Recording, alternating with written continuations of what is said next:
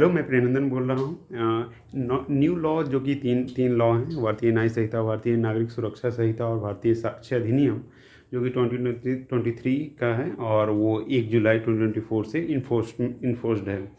तो अगर कोई ऑफेंसेज अगर 1 जुलाई के पहले कमिट हुए हैं तो उन पे कौन सा लॉ अप्लाई होगा, एक कन्फ्यूजन बना हुआ है। और हम लोग जब हम as we are practising law, तो हमें एक कन्फ्यूजन होता है कि कौन से सेक्शन में हमें फ़ाइल करना होगा, न्यू लॉ के सेक्शन में फ़ाइल करने होंगे या फिर पुराने लॉ के सेक्शंस में फ़ाइल करने होंगे।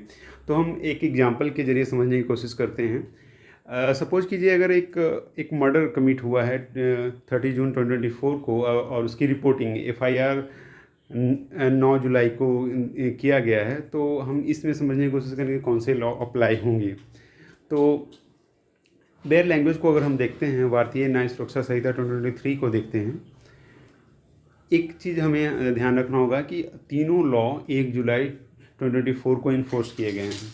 तो अब हम इस चीज़ को बेयर लैंग्वेज को पढ़ते हैं। सेक्शन 4 में भारतीय न्याय सुरक्षा संहिता 2023 के सेक्शन 4 में को अगर हम देखें तो इसमें लिखा हुआ है head note, trial of offences under भारतीय न्याय संहिता 2023 and other laws.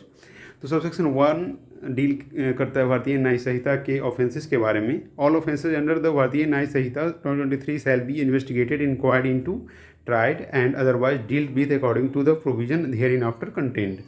That means the भारतीय न्याय सुरक्षा संहिता ऑफेंसेस, कौन से ऑफेंसेस को डील करेगा? जो ऑफेंसेस भारतीय न्याय संहिता 2023 के हैं। तो भारतीय न्याय संहिता 2023 के कौन से ऑफेंसेज आएंगे जो कि 1 जुलाई 2024 के बाद के हैं।